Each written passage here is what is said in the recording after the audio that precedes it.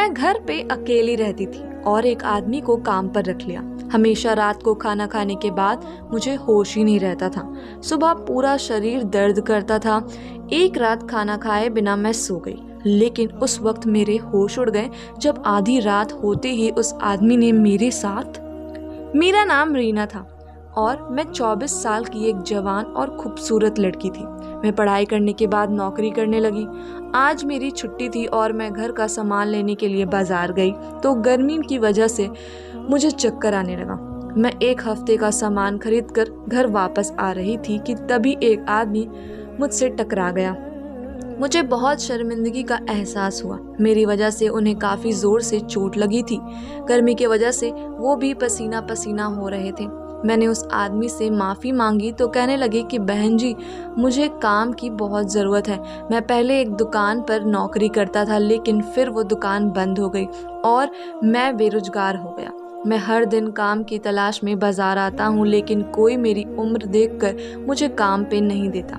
मैं बहुत ही बुरी हालत में ज़िंदगी गुजार कर रहा हूँ। आप मुझे पर थोड़ी रहम करें और मेरे पर मेहरबानी कर दीजिए।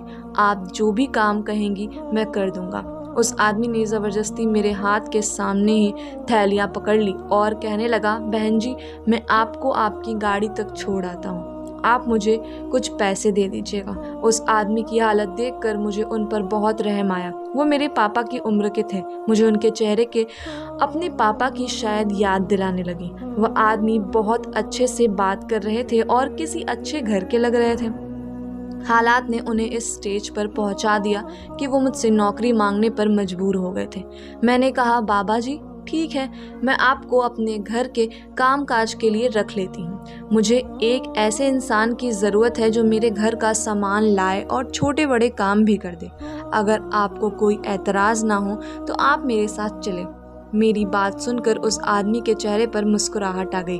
मैंने बाबा जी से उनका घर पूछा तो बाबा जी ने बताया कि वो दूसरे शहर से यहाँ नौकरी करने के लिए आए हैं और अपनी बेटी की शादी के लिए मेहनत कर रहे हैं। हर बाप की तरह वो भी अपनी बेटी की दुनिया भर की खुशियाँ देना चाहता था। उनकी बात सुनकर मेरी आंखों में आंसू आने लगे। गुजरे हुए कुछ पल मेरी आंखों के सामने आ गए थे और मेरी आंखों में आंसू आ गया। मैंने बाबा जी को तसल्ली दी कि आप परेशान ना हो, सब कुछ ठीक हो जाएगा। घर आकर मैंने बाबा जी को घर की थोड़ी बहुत काम समझाए। मैं बाबा जी के सफाई का काम करवानी भी चाहती थी। मेरे घर तो ज़्यादा गंदा नहीं होता था, लेकिन मेरे पास सफाई करने के लिए वक्त नहीं था। बाबा जी ने मुझे बताया कि वो बहुत अच्छा खाना भी बना लेते हैं और वो अपनी खुशी से मेरे लिए खाना भी बना दिया करेंगे। मैं खुद एक नौकरी करने वाली औरत थी, इसलिए मैंने बाबा जी से कहा कि अब आप घर की सारी जिम्मेदारियां संभालें। मैं आपको बहुत अच्छी तनख्वाहें दूंगी। मेरे पास पैसे की कोई कमी नहीं थी, लेकिन मैं अकेले ज़िंदगी गुजार रही थी और नौकरी के साथ साथ घर की देखभाल करते करते मैं बहुत थक जाया करती थी। इसलिए मैंने बाबा जी के खुशी खुशी रख लिया, और क्योंकि वो मुझे बहुत ही भले इंसान लगे थे। बाबा जी को मैंने घर के एक कमरा दे दिया। मैं इतने बड़े घर में अकेले रहती थी। बहुत साल पहले मैं अपने माँ बाप को छोड़कर अलग हो गई थी। मुझे घर की चार दीवारें और रस्मों रिवाज बिल्कुल पसंद नहीं थे। मेरे पापा ने मुझे बहुत ज़्यादा पढ़ाया था, लेकिन वो मेरी नौकरी के खिलाफ थे और वो चाहते थे कि मैं पढ़ाई पूरी करते ही उनके भांजे से शादी कर लूँ। पापा ने मुझसे 3 बड़ी बहनों के साथ भी यही किया था। उनको भी पढ़ाई पूरी होते ही शादी करा दिया था और नौकरी के लिए मना कर दिया था। मैं अपनी ज़िंदगी में ये सब नहीं चाहती थी। मेरा इतना जल्दी शादी करने का कोई इरादा नहीं था। मैं अपने पैरों पर खड़ी होना चाहती थी। मेरे पापा ने मुझसे कहा था कि जब तुम दुनिया की रंगनियों से थक जाओगी तो तुम्हें अपने पापा की एक एक बात याद आएगी कि शायद पापा ने बिल्कुल ठीक ही कहा था। अब मुझे अक्सर पापा की बहुत याद आया करती थी। जब भी मैं यह थकी हारी जॉब से लौटकर घर आती हूँ तो वो घर मुझे अपने मम्मी पापा की याद दिलाती है। मेरे मम्मी पापा ने मेरी बहनों को पलकों पर बिठा कर रखा था और मैंने कभी घर का काम काज नहीं किया था। लेकिन जब से मैं अपने मम्मी पापा को छोड़कर लड़कर घर छोड़कर आई थी, मुझे सब कुछ खुद ही करना पड़ता था और धीरे धीरे मुझे एहसास हुआ था कि मेरे मम्मी पापा ने मुझे किस तरह दुनिया के सर्द गर्म से बचा कर रखा था। अपनी डिग्री के बल पर मुझे एक बहुत अच्छी कंपनी में नौकरी मिल गई थी। मैं जब भी पीछे पीछे हटकर देखती तो मुझे यकीन हो जाता कि मैंने घर छोड़कर बिल्कुल सही फैसला किया है। लेकिन मुझे अब मम्मी पापा की याद बेचैन कर देती थी। मेरे पापा कहा करते थे कि लड़कियां को नौकरी करने के बाद भी शादी ही करनी होती है, तो बेहतर है कि किसी अच्छे से लड़के से शादी करके मैं तुम्हें विदा कर दूं।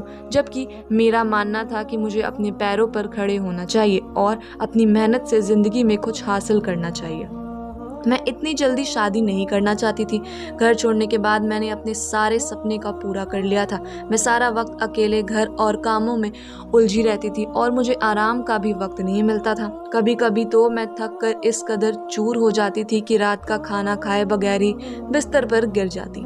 बाबा जी के रखने के बाद मैं घर की तरफ से बिल्कुल बेफिक्र हो गई थी, क्योंकि बाबा जी ने 2 ही दिनों में घर की पूरी जिम्मेदारियों को समझ लिया था और वो पूरी ईमानदारी और लगन से घर का काम कर रहे थे।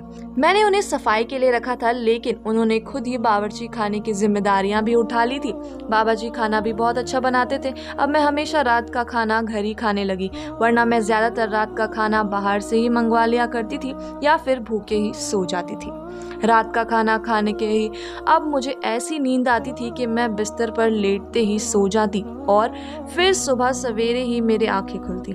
बाबा जी के आने से मैं अपनी नींद को लेकर बहुत ही ज़्यादा परेशान थी, क्योंकि मुझे पहले सारी रात बिस्तर पर लेटे रहने के बाद भी नींद नहीं आती थी। थकावट की वजह से मेरा सारा जिस्म दर्द करता था, लेकिन बाबा जी के आने से मुझे बहुत आराम था और मुझे बहुत अच्छी नींद आने लगी थी।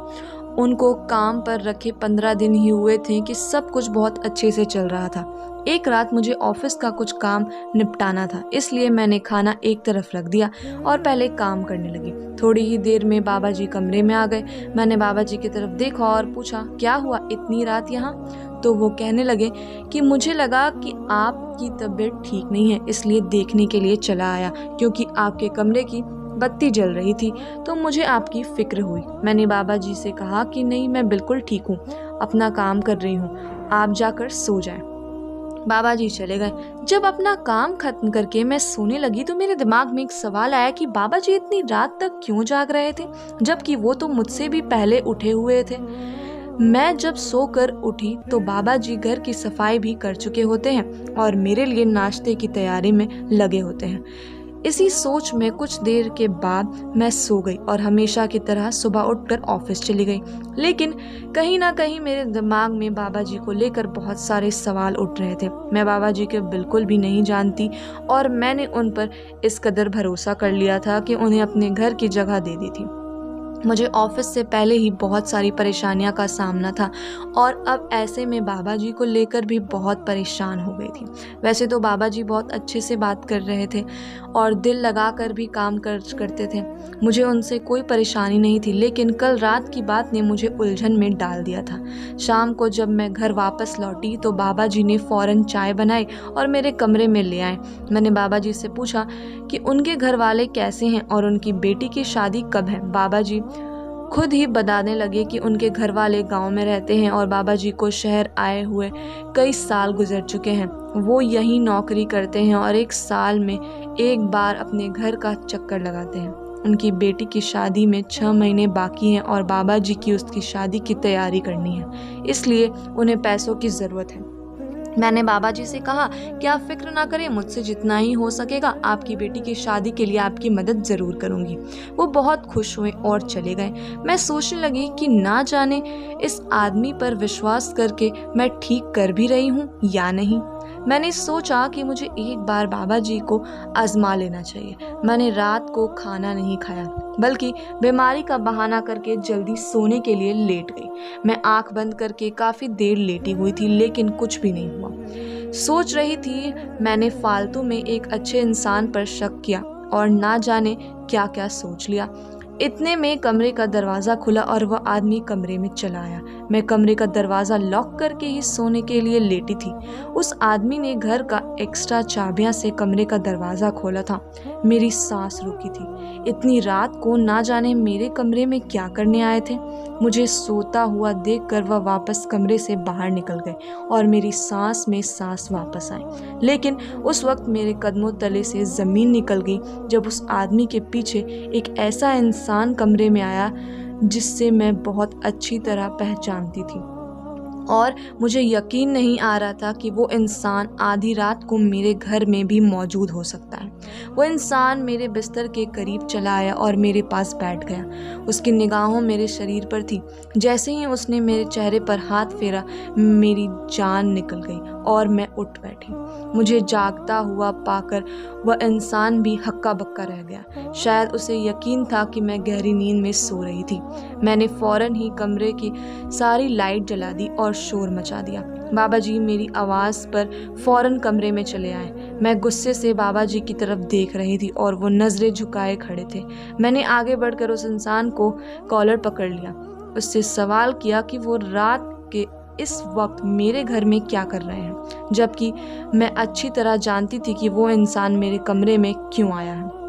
जब मैं अपना घर छोड़कर नौकरी के लिए निकली तो मुझे अंदाज़ा हुआ कि दुनिया में अच्छे लोगों के साथ साथ बहुत से बुरे लोग भी मौजूद हैं, जो आपके लिए मुश्किल खड़ा कर देता है, खासकर उस वक्त जब आपके सर पर बाप या भाई का साया ना हो। मेरी नौकरी एक बहुत बड़ी कंपनी में तो लग गई थी, लेकिन वहाँ का मैनेजर जो मेरा बॉस था मेरे लिए एक मुसीबत साबित हुआ था। मैं जवान होने के साथ साथ बहुत ज़्यादा खूबसूरत भी थी और यही बात मेरे लिए परेशानी बन गई थी। उसकी गंदी नज़रें हर वक्त मेरे तरफ जमी रहती थी।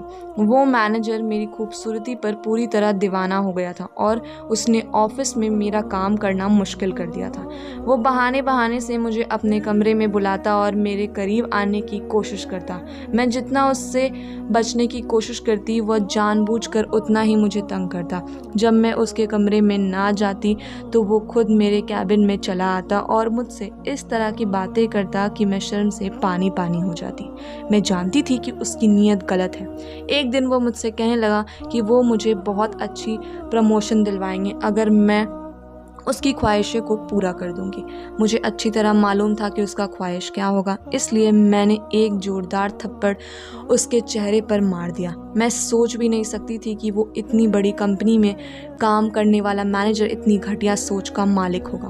मैं उसकी बेटी की उम्र की थी, लेकिन उससे फिर भी मेरे साथ इतनी घटिया बात करते हुए कोई शर्म महसूस नहीं हुआ।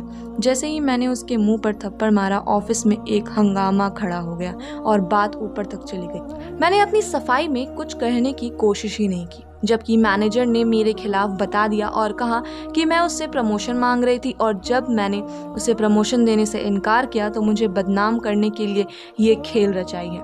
मैं उसकी झूठ पर दंग रह गई थी। वो बहुत पुराना नौकर था। मेरी कंपनी ने मुझसे ज़्यादा उस पर भरोसा किया और मेरे खिलाफ नोटिस भेज दिया।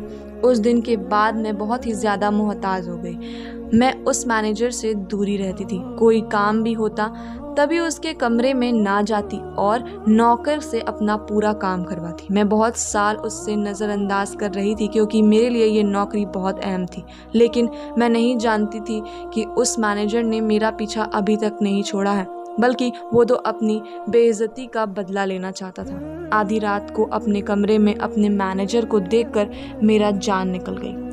वो इस कदर बेशरम निकला था कि उसने आधी रात को मेरे घर आ गया था। जब मैंने मैनेजर का कॉलर पकड़ा, वो कहने लगा कि मैंने जिस तरह उससे पूरी कंपनी के सामने बेइज्जत किया, वो मुझसे उस बात की पूरी तरह बदला लेना चाहता है। मैनेजर को बहुत अच्छी तरह मालूम था कि मैं घर में अकेली रहती हूँ। उसने मेरे बारे में सब कुछ मालूम कर लिया था कि मैं घर में काम काज करने के लिए नौकर को रखना चाहती हूँ और उसने जानबूझकर अपने नौकर को मेरे रास्ते में भेजा और मेरे घर तक पहुंचा दिया। वो आदमी जो मेरे घर पे नौकरी कर रहा था वो मेरे मैनेजर का नौकर था और उसके कहने पर वो मेरे घर आया था। थोड़े दिनों में ही उस आदमी ने मेरे घर की एक एक बात मैनेजर को बता दी थी और वो जान गया था कि वो बहुत आसानी से मेरे कमरे तक आ सकता है। मैनेजर मेरे साथ अपनी ख्वाहिशें का निशाना बनाना चाहता था ताकि वह मुझे सारी ज़िंदगी ब्लैकमेल करके अपने बिस्तर पर ले जा सके, लेकिन इससे पहले ही उसकी सारी हकीकत मेरे सामने खुल गई थी। मैनेजर एक 50 साल का शादीशुदा और 5 बच्चों का बाप था। बस वो मुझे बेइज्जत करना चाहता था क्योंकि मेरे सर पर बाप का साया नहीं था और इसलिए उसने मुझे अच्छी से इस्तेमाल किया। आज मुझे एहसास हो रहा था कि मेरे पापा ठीक ही कह रहे थे कि बेटियां अपने घर की 4 दीवार में ही सुरक्षित होती है। मैंने बाबा जी की तरफ गुस्से से देखा और उनसे कहा कि आप तो मेरे बाप की जगह थे। मैंने आप पर इतना भरोसा किया कि आपकी मजबूरी सुनकर आपको अपने घर ले आई। आपसे आपकी बेटी की शादी में मदद करने का वादा किया, लेकिन उसके बाद भी आपने मेरे साथ इतना बड़ा धोखा किया। उस आदमी ने शर्मिंदगी से नजरें झुका ली। कहने लगा कि वो अपने मालिक के आज्ञा के आगे मजबूर हो गए थे। उनके मालिक ने उनसे कहा था कि अगर वो मालिक का ये काम करेंगे तो वो मालिक उनकी बेटी की धूमधाम से शादी करवा देगा, और वो अपनी बेटी की दुनिया की हर खुशी देना चाहता था, इसलिए वो उसकी बात मान गया। लेकिन आज उन्हें एहसास हो रहा कि वो अपनी बेटी की खुशियाँ के लिए उन्होंने किसी और की बेटी की इज्जत पर दाग लगा दिया। मैनेजर अभी तक मेरी कोई फ़ोटो नहीं खींचा था, इसलिए मैंने फ़ौरन पुलिस को फ़ोन करके बुलाया और उसी पुलिस के हवाले कर दिया, और उस आदमी ने मुझसे माफ़ी मांग ली थी। उन्हें अपनी गलती पर पछतावा था। वक्त पर वो अपने मालिक की बातों में आ गया था, लेकिन वो दिल से एक अच्छा इंसान था। मैनेजर की गिरफ्तारी की खबर जब कंपनी में पहुंची तो उसे नौकरी से निकाल दिया गया, और उस आदमी को अब मैंने अपने ही घर में नौकरी दे दी। मैंने अपनी मम्मी पापा को पहली बार मिलने के लिए अपने घर जा रही थी। मैं उनसे मिलने के लिए बहुत बेचैन थी। मैं उनसे माफ़ी मांगना चाहती थी, क्योंकि अब मुझे अच्छी तरह समझ आ गया था कि मैं कितनी गलत थी।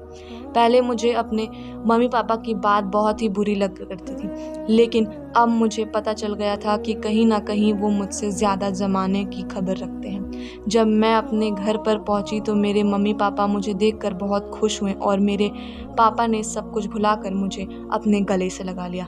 मैंने पापा को बताया कि मैं बहुत ही अच्छी नौकरी कर रही हूँ और अब मैं शादी करना चाहती हूँ। मेरी बात सुनकर पापा मुस्कुरा कर उठे और कहने लगे कि तुम्हें जो भी लड़का पसंद आए हम तुम्हारी शादी उससे करवा देंगे। मैंने पापा से कहा कि मुझे सिर्फ नौकरी करने की ख्वाहिश थी, मैं किसी को पसंद नहीं करती, और अब आप जिससे कहेंगे मैं उससे शादी कर लूँगी। पापा ने अपने पसंद से मेरी शादी एक ऐसे लड़के से करवा दी जिससे मेरी नौकरी का पर कोई एतराज़ नहीं था। मुझे समझ आ गया था कि जिस औरत के सर पर किसी मर्द का साया नहीं होता, ज़माना उसे नोचने के लिए तैयार रहता है। इंसान शादी के बाद भी अपना ख्वाहिश पूरा कर सकता है, और मैं भी नौकरी करके अपनी ख्वाहिशें पूरी कर रही थी। और पापा सच कहा करते थे कि औरतों को बिना ज़रूरत नौकरी नहीं करनी चाहिए। आप ये कमेंट करके ज़रूर बताइए कि औरतों की नौकरी को लेकर आपकी क्या राय है, और औरत की ज़रूरत पड़ने पर ही नौकरी करनी चाहिए? क्या औरत को ज़रूरत पड़ने पर ही 4 दीवारों से निकलना चाहिए, या फिर अपनी ख्वाहिशों को पूरी करने के लिए भी वो नौकरी कर सकती है? धन्यवाद दोस्तों।